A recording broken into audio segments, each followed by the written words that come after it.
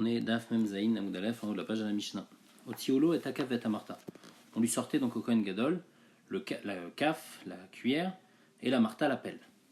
Alors, jusqu'à maintenant, déjà où on en était, le Kohen Gadol, il était parti au-dessus sur le misbéach, il avait pris une Marta de braise. Après, il avait descendu cette Marta de braise sur le sol de la Hazara, il avait posé, et maintenant on lui amenait, de l'endroit où on entreposait les kalim, on lui amenait une kaf et une Marta.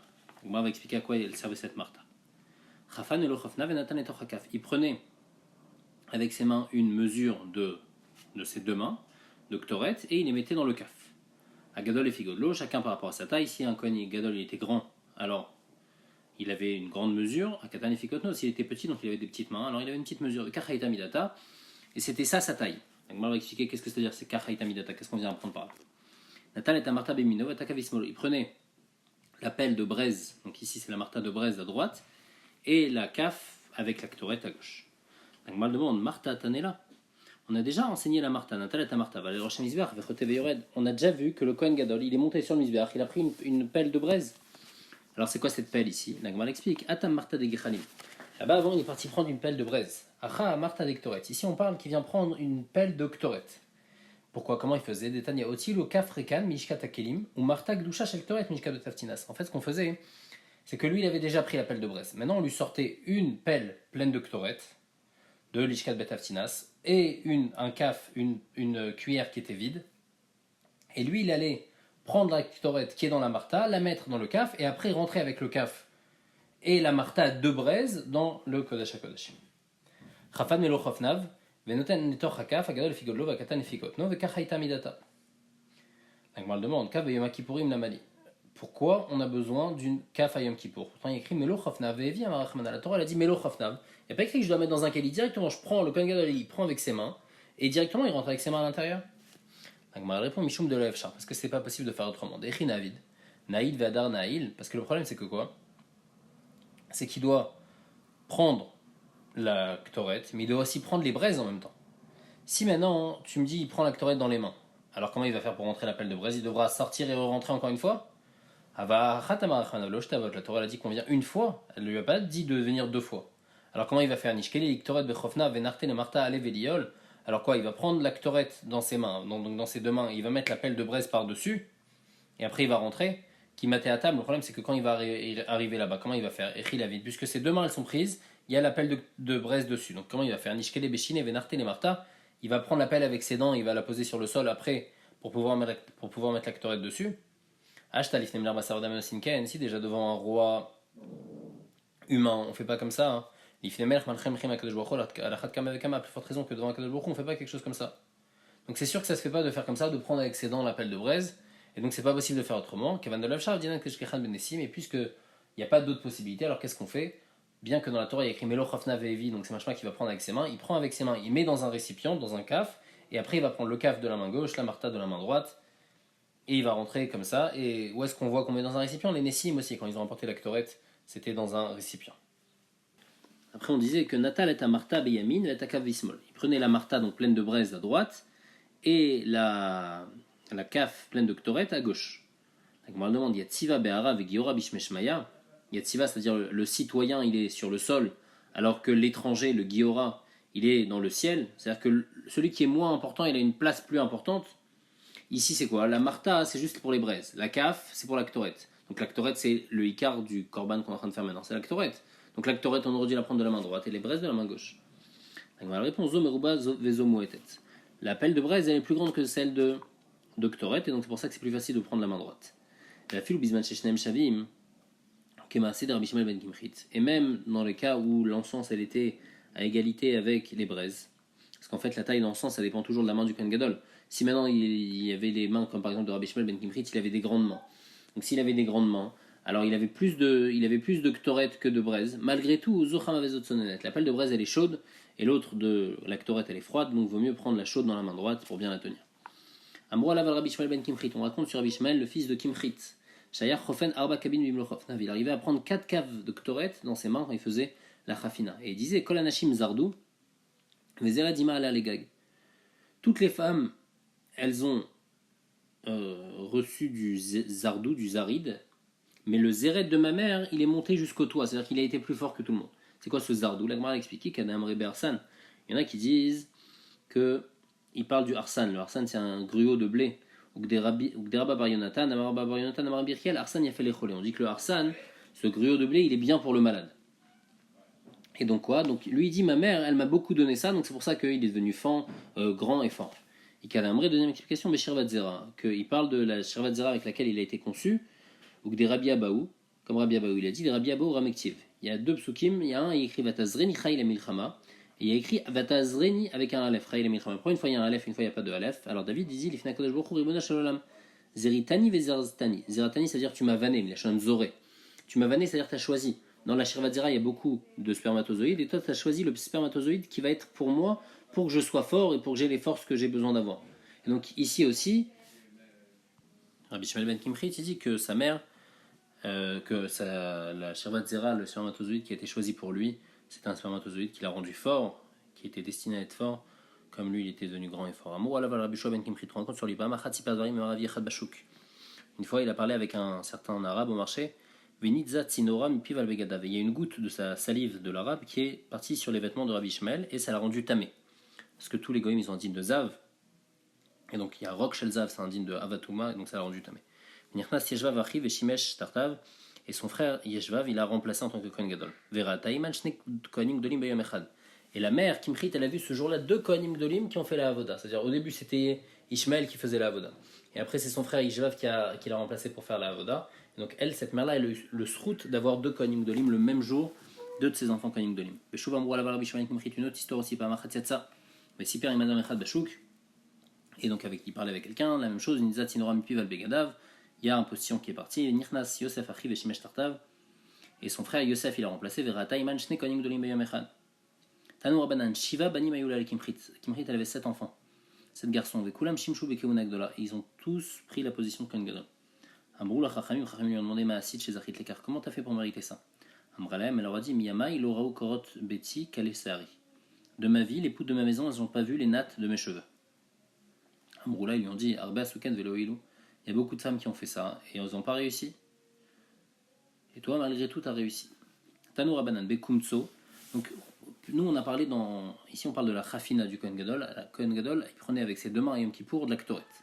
Et on va comparer beaucoup entre la Kmitza et la Chafina. Kmitza, c'est pour le Korban Mincha. Donc, souvent, on apportait une Korban Mincha. Il fallait prendre une poignée du Korban Mincha. Et la Chafina, c'était avec les deux mains, il fallait prendre la Ktoret de Yom Kippour.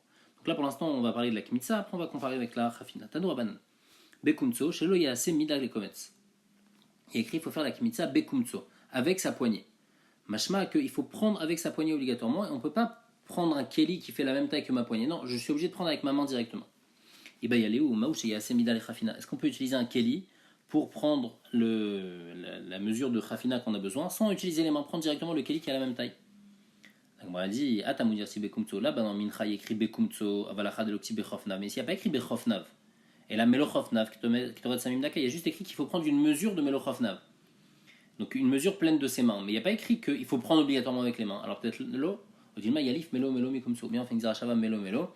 De la manière que dans Kometz, il faut prendre avec les mains, alors Chafina aussi, il faut faire avec les mains. Tashma, la Gemara apporte une preuve. Kachaita Midata.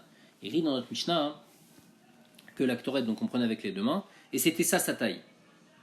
C'est quoi le pshat? Maïlav, Shimrat Salasot Mida, Ose, n'est-ce pas que c'est-à-dire quoi? C'était ça sa taille. C'est-à-dire, normalement, il faut prendre avec les mains, mais c'était ça sa taille. T'es pas obligé de prendre avec les mains, tu peux prendre avec un Keli. Agmadilo, Rikaama.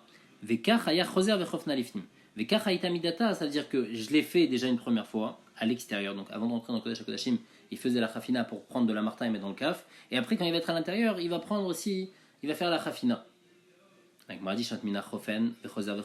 de là on apprend qu'on fait deux fois la Chafina, on refait une autre fois après la Chafina dans le Kodesh HaKodashim, et ça c'est un safek. On dit non, on peut repousser l'image chez Imratza la Sot Midaose, Inami Shelo Chaser Shelo Yotir. On peut expliquer que non, ici qu'est-ce que ça veut dire Kachaita Midata? Qu'on peut utiliser un Keli, ou bien ça veut dire qu'il ne faut pas prendre ni plus ni moins. Donc en fait la Gemara elle a trois explications possibles sur ce Kachaita Midata. Qu'est-ce que ça veut dire Kachaita Midata? Ou bien une explication qui peut résoudre notre problème.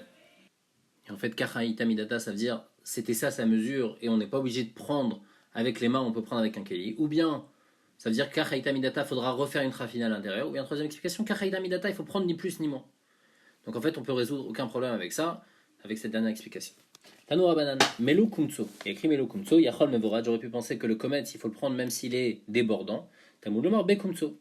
Il faut que ça rentre dans son kometz. Donc c'est-à-dire un kometz normal, il ne faut pas que ça déborde de sa poignée. Ibe Kumtso, Yachol Afilou Berachet Zbaotav. J'aurais pu penser qu'il prend juste l'extrémité de ses doigts, ça les prend un petit peu. Tamoul Mor Melo Kumtso. Kede Kamteinche. Donc il faut prendre d'une manière normale de prendre un kometz, c'est-à-dire un kometz complet. Aketsad, comment on fait Chofé Shalosh Zbaotav. Il ferme ses trois doigts al pisat yado sur la paume de sa main avec kometz et comme ça il fait le kometz. Ou bemachavat ou bemachareshet. Il y avait plusieurs sortes de korban mincha. Il y a des korban mincha qui sont machavat et machareshet, c'est-à-dire qu'ils sont faits à base d'huile et ils sont cuits. Et donc c'est beaucoup plus dur à faire la kmitza. C'est-à-dire quand on fait la kmitza, après ça peut dépasser au niveau du pouce et au niveau de l'auriculaire, ça peut dépasser. Alors qu'est-ce qu'on fait? Mocheb begudalo milemala ou beetzba uktana milemata. Il faudra, pour faire hara, il faudra raser avec le pouce et le petit doigt en bas pour bien que la kmitza ne soit pas débordante, elle rentre pile dans la poignée. Mais Zoï Avoda Kasha Sheba Migdash, et ça c'était une avoda qui était difficile à faire au Beth Amikdash. On m'a dit Zoï Vetulo quand c'était la seule, Vaïka Melika, il y a une autre avoda, la Melika, on fait avec l'ongle, la shrita de l'oiseau, Vaïka Khafina. Il y a la Khafina aussi, on va voir que c'était très difficile. On m'a dit, et la Zoï me Avodot Kasha Sheba Migdash, ça fait partie des avodot qui sont difficiles au Beth Amikdash. Amar Rabbi Yochanan, Bay Rabbi Yoshua ben Uza, Ben Abenaim Shalmelo Kumso Maou. C'est quoi le djinn? Si jamais il y a dans le kometz, donc de la mincha, il reste de la farine entre ses doigts, ma'adin entre les doigts. La Gemara elle explique, Amar papa, des gavailuti vailecha, la partie qui est à l'intérieur de la main, sur ça il n'y a pas de question, des vadaï kometz, c'est sûr que c'est du kometz, des varailuti vailecha. Si c'est vers l'extérieur de la main, il n'y a pas de question non plus, des vadaï shiraim, c'est sûr que ça ne fait pas partie de la mincha, du kometz, c'est sûr que c'est le reste du kometz, ça s'appelle les shiraim. Toujours quand on fait la kimitza, il y a une partie qui est kimitza et le reste c'est des shiraim. Le safek, c'est vraiment ce qui est entre les doigts. Ma'adin dans ce cas-là. Est-ce que c'est un digne de comète, c'est donc il faut le brûler sur le misbéach, ou est-ce que c'est un digne de shiraim, et dans certains cas il faudra le manger par les kohanim. Amar Rabbi Yochanan, Adar Pashta Rabbi Yoshua ben Uza, on a répondu à la question que Ben Abenaim safek ninu. Ben Abenaim, Bemet c'est un safek, est-ce que c'est un digne de mincha ou c'est un digne de shiraim? Et donc, Echiavid, alors qu'est-ce qu'on fait avec ce safek-là? Alors Agma l'explique, Amar Rabbi Chania, Maktir Kometz Lechudetrila. D'abord on brûle le kometz sans la partie qui avait entre les doigts. Ve'adar ben abenaim. Et après, on va brûler la partie qui est coincée entre les doigts. Deyamrat ben abenaim beresha. Parce que si tu me dis qu'il faut d'abord brûler la partie qui est entre les doigts, hein, dilma shiraim nino. C'est peut-être des restes. Vavelu shiraim shechasru ben kmitza l'aktara. Et c'est des shiraim qui ont été manquants entre la kmitza et l'aktara. Il y a un dit normalement que quand je fais la kmitza, après je dois brûler la kmitza. Si maintenant j'ai brûlé des shiraim où il y a des shiraim qui ont été perdus avant que je fasse la kmitza, c'est pas bon. Donc si jamais ce qui est entre mes doigts c'est considéré comme des shiraim, si je l'ai brûlé avant de faire la kmitza, ma kmitza va pas être bonne. Donc c'est pour ça qu'il faudra d'abord faire la kmitza, brûler la kmitza et ensuite brûler ce qui est entre mes doigts. Maman, chez Mchasrom kmitza la ktara, elle m'actirer une et takometz. Yahi, alors elle m'a dit si c'est comme ça, acheter un ami, ikrekan kol sheminu leishim argobal taktiru. Normalement, quand on a fait pour un korban, on a brûlé ce qu'il fallait brûler. Alors il y a un interdit de bal taktiru, de brûler autre chose qui n'était pas censé être brûlé. Donc ici, comment je peux me permettre de brûler ce qui est entre mes doigts? Parce que ce qui est entre mes doigts, ça peut être un digne de shiraim, donc peut-être il n'était pas censé être brûlé. Donc j'ai déjà brûlé le kometz, après j'ai pas le droit de brûler ça, comment je peux le brûler? Donc moi je réponds, on fait un tnaï et on le brûle les shumetzim. On dit comme ça, si jamais c'est un digne de kometz, alors je le brûle normal. Par contre, si c'est pas un digne de kometz, mais c'est un digne de shiraim, alors je vais pas le brûler en tant que mincha, mais je vais le brûler en tant que bois. C'est en tant que combustible en fait. J'utilise en tant que combustible. Et Rabbi Eliezer il permet de faire ça. Détail, Rabbi Eliezer Omer, les reach nichoach yatamale, ce qu'on n'a pas le droit de faire, c'est de brûler quelque chose en tant que korban, les reach nichoach, avalatamale, les shumetzim, on a le droit de brûler en tant que combustible, ça on a le droit de brûler. La réponse elle marche bien les Rabbi Eliezer, tout ce qui est censé être mangé n'a pas le droit d'être brûlé. Alors comment on va faire les Chachamim? On parle que c'est un Kohen qui est gros qui va faire la Kmitza, et donc il va avoir des gros doigts, donc il n'y aura pas d'espace entre ses deux doigts, et donc il n'y aura pas de question. Et c'est obligatoirement un Kohen gros qui doit faire la Kmitza. Maintenant qu'on arrive à cette réponse, alors on peut dire aussi pour Rabbi Eliezer, les Chatrila des Kam Seshmine, vaut mieux que les Chatrila, ça soit un Kohen gros qui fasse la Kmitza, comme ça il n'y a pas de problème d'entre les doigts. Baïr Afpapa. Ben Abenaim Shalmelochafnav Maou. Donc ça c'était pour le kometz. Maintenant, ce qui est entre les doigts pour la chafina ma'adin. La Gemara demande Mike Ami Baïl, c'est quoi ça fait? Qui gamar melo melo ma'ata ma'inouach. Est-ce que ça fait que est-ce qu'on fait la xerashava melo melo de kmitza? On avait dit il y a une xerashava entre melo melo entre chafina et kmitza. Donc de la manière que dans kmitza on a un safek, alors dans chafina aussi. On a déjà, c'est la même chose qu'avant. Non, Rav Papa Achibaïle. Rav Papa, il avait une autre question. Il dit, il écrit dans le pasouk Melo Chofnav Ve'evi. Donc, je vais apporter le Melo Chofnav. Alors, le problème de ce qui est entre les doigts, c'est que c'est pas considéré comme quelque chose que Velakar. C'est pas quelque chose que j'ai pris. C'est venu tout seul entre mes doigts. Moi, ce qui m'intéresse quand je prends avec mes mains la Ktoret, c'est vraiment ce qui vient sur la paume de ma main, entre mes deux mains. Mais c'est pas entre les doigts. Ce qui est entre les doigts, je suis pas intéressé par ça. Donc, c'est pas Velakar. Il n'y a pas eu de Lekira. Et donc la question c'est comme ça, est-ce que Melo Chofnav Ve'evi, est-ce que j'ai besoin d'apporter Melo Chofnav, donc même, c'est juste une question de Ve'evi, il faut juste apporter, c'est suffisant, ou bien non, Dilma Velakar Ve'evi Bainan. Peut-être que le Velakar qui est écrit au début du Passouk, il est écrit là-bas à propos des braises, il est en facteur aussi sur l'actoret, il s'applique aussi sur l'actoret, et l'actoret aussi indigne de l'ekira, il faut prendre. Et si ce qui est entre mes doigts, ça s'appelle pas l'ekira Ve'aleka, ça c'est le safek de Rav Papa, la Gemara reste en tekou, elle reste en safek. Amar Rav Papa. Pshitali, melo kumso kedekamtsinche. Il dit c'est pas shoot, comment on fait la kmitza? Comme les gens ils font une kmitza, c'est-à-dire on met la main vers le bas, donc c'est-à-dire l'auriculaire vers le bas, le pouce vers le haut, il enfonce sa main comme ça dans la farine, et il fait comme ça la kmitza. Donc ça c'est la manière normale. Bah il rafa pas, kamatz brachetz baotav. Si jamais maintenant il a mis sa main à l'horizontale, la paume de la main vers le bas, et après comme ça il a pris la ktoret. Est-ce que c'est bon? Ou bien si jamais mais les mata les maou, les mala maou. Si jamais il a mis le dos de sa main vers l'autre côté, donc la paume vers le haut, et il a enfoncé sa main comme ça, il a fait la kmitza. Mahdi dans ce cas-là. Ou bien minazdadin, ou bien s'il a fait sur l'autre côté, il a inversé sa main, il a fait d'abord entrer le pouce, la partie avec le pouce, et après il a pris. Mahdi dans tous ces cas-là, t'es cool, la Gemara reste en safek. Est-ce que c'est bon si on fait une kmitza comme ça? Amar papa, pshitali, mais le chofnaf kede chafneinche. Rav Papa il dit, Chafina aussi, c'est comme les gens ils font. C'est comment les gens ils font. Ils prennent leurs deux mains, ils enfoncent le bout des mains vers l'intérieur, et après, comme ça, il prend les deux poignées complètes avec ses mains complètes.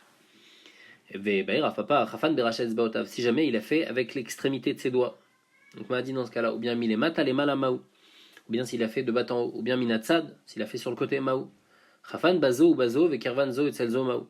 S'il a pris, il a actoré dans une main, dans l'autre main, et après il les a rapprochés les deux, donc grâce à ça, il a tout fait sa khafina. M'a dit dans ce cas-là, t'es cool, la Gemara reste en safek. Elle dit qu'en fait, la meilleure manière de faire, c'est de prendre ses mains, de rentrer l'extrémité des doigts à l'intérieur et de faire comme ça la khafina. Mais si on a fait d'une autre manière, on est en safek.